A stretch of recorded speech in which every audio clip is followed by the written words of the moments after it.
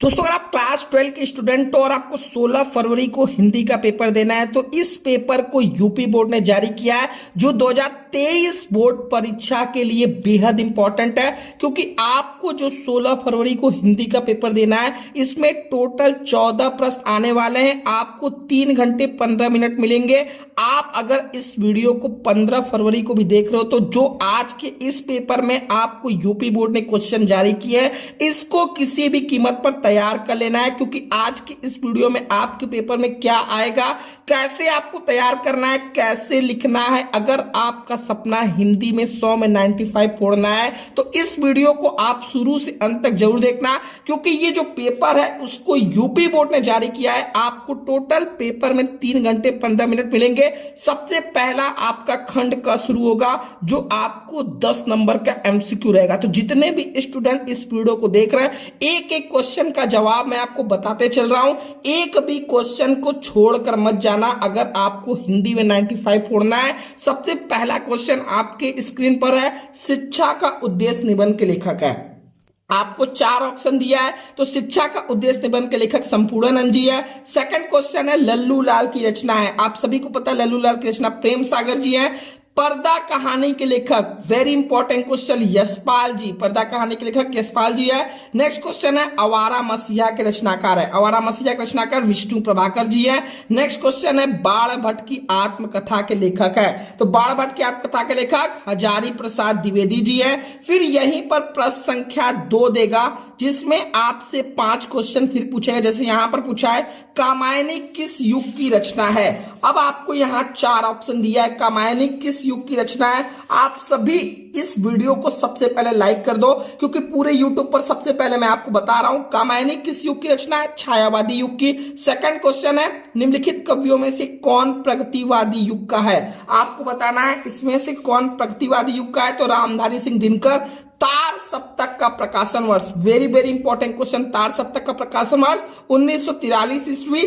फिर आपको पूछेगा द्विवेदी युग की रचना नहीं है। आपको बताना है इसमें से द्विवेदी युग की रचना नहीं है। तो कामायनी द्विवेदी युग की रचना नहीं क्योंकि ये छायावादी युग की अभी मैंने आपको बताया। नेक्स्ट क्वेश्चन है निम्नलिखित में से कौन सी कृत महाकाव्य नहीं है। तो मामा ये महाकाव्य नहीं है। तो सबसे पहले 10 एमसीक्यू क्वेश्चन आएंगे जिसका आपको सही जवाब चूज करना है। इसके बाद 16 फरवरी को क्वेश्चन नंबर 3 जो रहेगा, दिए गए गद्यांश आधारित निम्नलिखित प्रश्नों का उत्तर दीजिए। आपको गद्यांश यानी गद्यांश में आपके टोटल गद्य भाग में 4 चैप्टर है, उन 4 में से 2 गद्यांश देगा। ठीक है, 5 नंबर का आपको देगा, 2-2 नंबर के 5 क्वेश्चन पूछेंगे जो आपको 10 नंबर दिलाएगा। तो जैसे धरती माता की कोख में जो अमूल्य निधियां भरी हैं, तो ये कौन से चैप्टर से लिया गया है, राष्ट्र का स्वरूप, जो आपका पहला लेसन है। यहां पर जैसे आपको संदर्भ लिखना है तो ये किस लेसन से लिया गया है और इसके रचयिता कौन है, वासुदेव शरण अग्रवाल। तो जितने भी गद्यांश के लेसन है उनके लेसन का नाम और राइटर का नाम आप याद कर लो। और इसमें भी 2 लेसन सबसे इंपॉर्टेंट है। जैसे यहां पर अशोक का फूल उसी मस्ती से हंस रहा है, तो आपका एक चैप्टर है अशोक के फूल। आपको हिंट मिलेगा कि ये किस लेसन से लिया गया। ठीक है, तो गद्यांश वाले जितने भी आपके बच्चे देख रहे हैं, अगर आपको 10 नंबर तैयार करना है तो जो पहला लेसन है राष्ट्र का स्वरूप और दूसरा अशोक के फूल, इन दोनों चैप्टर के जितने भी गद्यांश आपके पिछले साल आए हैं उनको आपको प्रैक्टिस कर लेना है। आपका ये 10 नंबर का काम हो जाएगा। जो आपको पहचानना है किस लेसन से लिया गया है, फिर रेखांकित अंश की व्याख्या करना है, लेखक क्यों कहता है कि उदास होना बेकार है। आपको इसी गद्यांश में से इन सभी क्वेश्चन का जवाब मिलेगा। अब यहां पर आपको प्रश्न संख्या 4 मिलेगा जो देगा दिए गए पदांश पर आधारित निम्नलिखित प्रश्नों के उत्तर दीजिए। ये भी आपका टोटल 10 मार्क्स का रहेगा। तो पदांश में आपके टोटल 7 चैप्टर है, तो इसमें से आपको 2 ऑप्शन देगा। ठीक है, तो सबसे पहले आपको पहचानना है कि ये किस लेसन से लिया गया है, फिर आपको संदर्भ इसका लिखना है। ठीक है, अब जैसे लज्जाशील पथिक महिला जो कहीं दृष्टि आए, तो आप सभी को पता है कि किस लेसन से लिया गया। जिसको भी पता है कमेंट बॉक्स बताओ। जो आपका पहला लेसन है पवन दूतिका, इसको किसने लिखा है, अयोध्या सिंह उपाध्याय हरिऔध जी ने। तो आप सभी को सबसे पहले आपको 2-3 चैप्टर जो मोस्ट इंपॉर्टेंट है आपके पदांश के लिए, पवन दूतिका, श्रद्धा मनु, नौका विहार और गीत, ये 4 चैप्टर के जितने भी पदांश वाले क्वेश्चन है, आपको इसमें भी पदांश का संदर्भ यानी आपको पदांश के जितने भी लेसन है और उनके राइटर का नाम आपको तैयार रहना चाहिए। ठीक है, अब यहां पर जो सबसे इंपॉर्टेंट बात है कि प्रश्न संख्या 5, इसमें क ख रहेगा। क में किसी एक लेखक का साहित्यिक परिचय देते हुए उनकी प्रमुख रचना का उल्लेख करना है, तो साहित्यिक परिचय लिखना है, साथ में उनकी प्रमुख रचना का उल्लेख। 3 नंबर साहित्यिक परिचय, 2 नंबर आपको, अब आपके मन में सवाल है कौन कौन सा तैयार कर ले, तो आपको 3 आएगा जिसमें से सिर्फ आपको एक करना है। तो सबसे मोस्ट इंपॉर्टेंट आचार्य हजारी प्रसाद द्विवेदी, एपीजे अब्दुल कलाम, वासुदेव सरल अग्रवाल। वहीं पर अगर बात करें कवि का साहित्यिक परिचय के लिए तो मैथिली शरण गुप्त, सुमित्रानंद पंत, रामधारी सिंह दिनकर। अगर आप ये तीनों तैयार कर लेते हो तो इसमें से एक पक्का आपका काम हो जाएगा, और रचनाएं आपको जरूर तैयार करना है क्योंकि 2 नंबर इस पे आपको मिलेंगे। ठीक है, अब आपको नेक्स्ट क्वेश्चन प्रश्न संख्या 6 रहेगा, बहादुर अथवा पंचलाइट कहानी के उद्देश्य पर प्रकाश डालिए अथवा ध्रुव यात्रा कहानी की कथा वस्तु अपने शब्दों में लिखिए। तो बहादुर, पंचलाइट और ध्रुव यात्रा तीनों कहानी में से कोई एक कहानी अपने शब्दों में आप बनाकर 80 शब्द में लिखकर बार बार तैयार कर लो, ताकि ये आपका प्रश्न संख्या 6 5 नंबर आपका पूरा हो जाए। क्लियर है? नेक्स्ट क्वेश्चन रहेगा प्रश्न संख्या 7, स्वपठित खंडकाव्य के आधार पर किसी एक खंड के एक प्रश्न का उत्तर दीजिए। अब यहां पर बहुत बच्चे कंफ्यूज होते हैं क्योंकि 1 2, तो इसमें जो बच्चा प्राइवेट भरा है वो कंफ्यूज होता है क्योंकि उसने कभी किताब नहीं उठाया है। तो इसमें आपको कई सारे क्वेश्चन दिए हैं, तो ये अलग अलग जिलों के लिए। ठीक है, तो जो भी जिले के आप स्टूडेंट हो उसमें से सिर्फ आपको, जो भी जिले में हो, 2 ऑप्शन है, इसमें से सिर्फ एक क्वेश्चन करना है। तो जो भी जिले में आपका खंडकाव्य है, अगर उस खंडकाव्य में कोई प्रमुख पात्र है तो उसको तैयार कर लो, नहीं तो उस खंडकाव्य का कथनाक संक्षेप में अपने शब्दों में आप 80 वर्ड में तैयार कर लो, आपका ये खंडकाव्य वाला क्वेश्चन हो जाएगा। क्लियर है?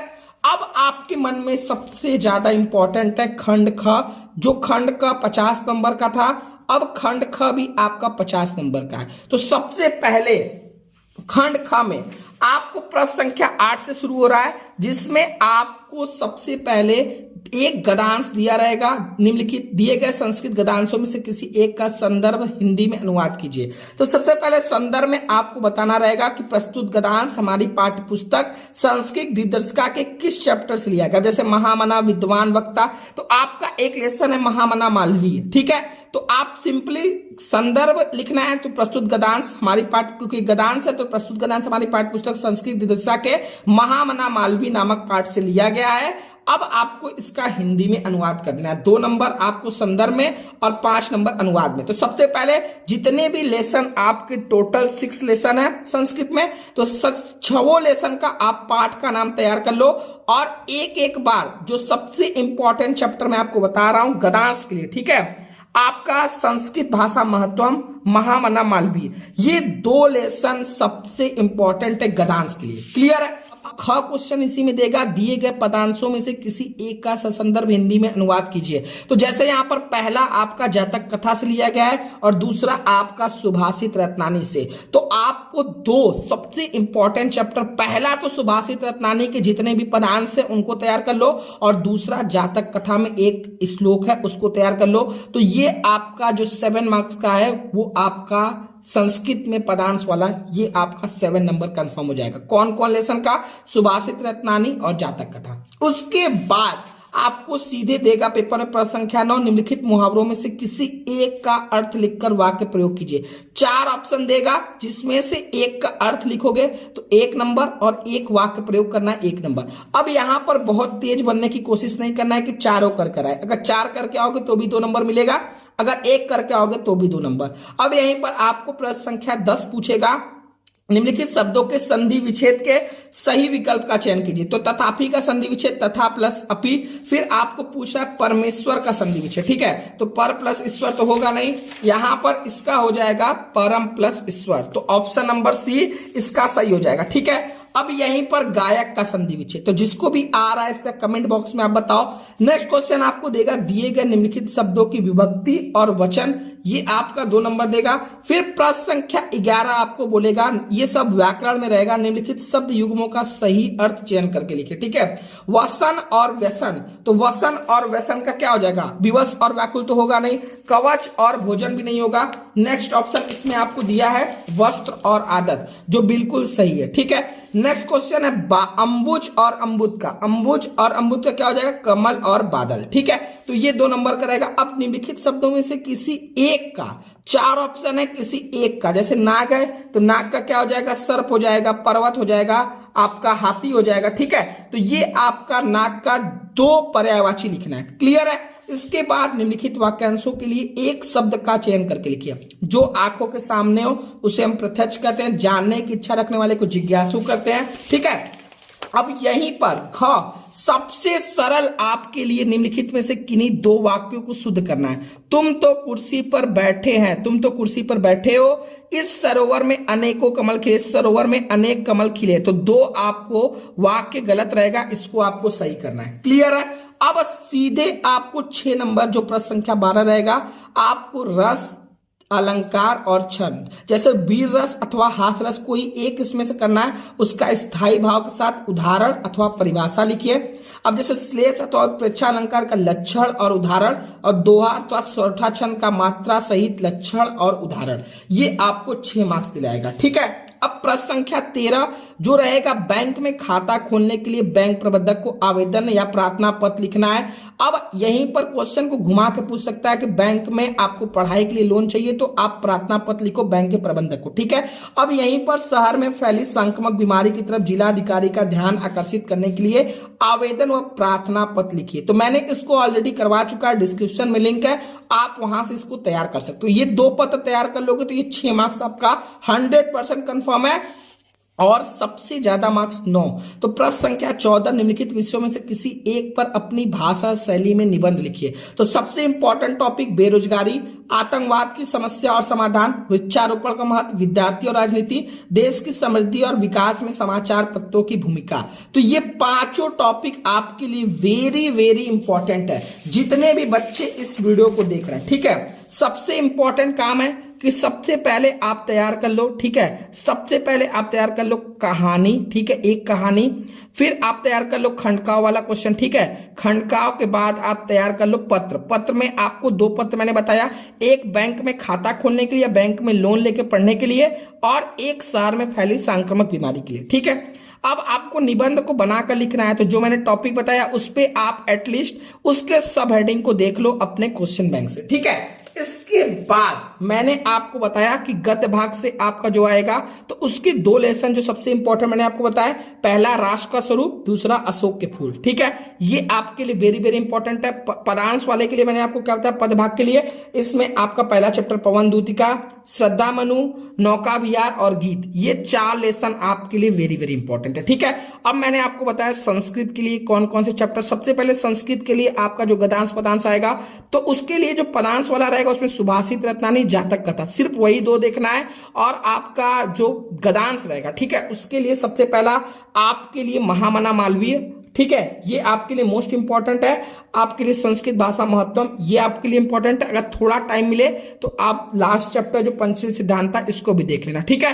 अब आपके व्याकरण सेक्शन के लिए मैंने आपको एक वीडियो बनाया है, जो पिछले 3 साल के व्याकरण के सभी क्वेश्चन आए हैं, उसको आपको देख लेना है। और आपके क्वेश्चन बैंक के जितने भी क्वेश्चन दिए हैं उसको आपको प्रैक्टिस करते रहना है, देखते रहना है, ठीक है। वो आप बहुत आराम से कर सकते हो, ठीक है। अब बात करते हैं एमसीक्यू क्वेश्चन 10 मार्क्स का।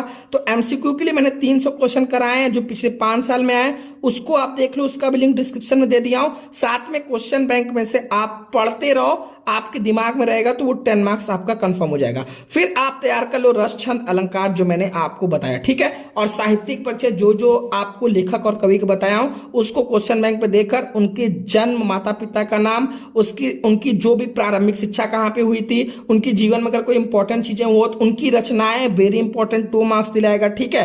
तो आप यहां से साहित्यिक परिचय तैयार कर लेते हो। इसके बाद आपके पेपर में कुछ भी नहीं बचता है। और सबसे इंपॉर्टेंट बात है कि आपको हिंदी के पेपर में में एक भी क्वेश्चन को छोड़कर नहीं आना है। डिस्क्रिप्शन में मैंने एक एक टॉपिक का सारे वीडियो का लिंक दे दिया हूं, आप जाकर देख लो। आप आज रात का भी टाइम है तो आप 4-5 घंटे में पूरे वीडियो को देखकर अपनी पूरी तैयारी कर सकते हो, ठीक है। अगर ये वीडियो पसंद है तो वीडियो को लाइक करो, चैनल पर नहीं हो तो सब्सक्राइब करो। अगर आपको इसी तरीके से कंप्लीट विषयों की तैयारी करना है तो आप हमारा ब्रह्मास्त्र बैच सिर्फ 199 रुपए में ज्वाइन कर सकते हो। यहां पर आपकी आखिरी एग्जाम तक जो आपकी यूपी बोर्ड का पेपर पैटर्न है, एग्जाम के आखिरी दिन तक आपकी तैयारी कराई जाएगी। हर सब्जेक्ट का इंपॉर्टेंट क्वेश्चन आपको प्रोवाइड करिए ताकि आप कम समय में ज्यादा मार्क्स स्कोर कर सको। तो आप शुभम क्लासेस ऐप डाउनलोड करके डायरेक्ट ज्वाइन कर सकते हो, नहीं तो आप डायरेक्ट इसी नंबर पर व्हाट्सअप कर सकते हो, सर हमें आपके बैच में जुड़ना है। जैसे ही आप पेमेंट करोगे आपको बैच के अंदर जोड़ दिया जाएगा, ठीक है। ये जितने क्वेश्चन मैंने बताया हूं और जो लेसन बताया उन सभी को बार बार प्रैक्टिस कर लो। इसके बाहर एक भी क्वेश्चन आपको देखने को नहीं मिलेगा, ठीक है।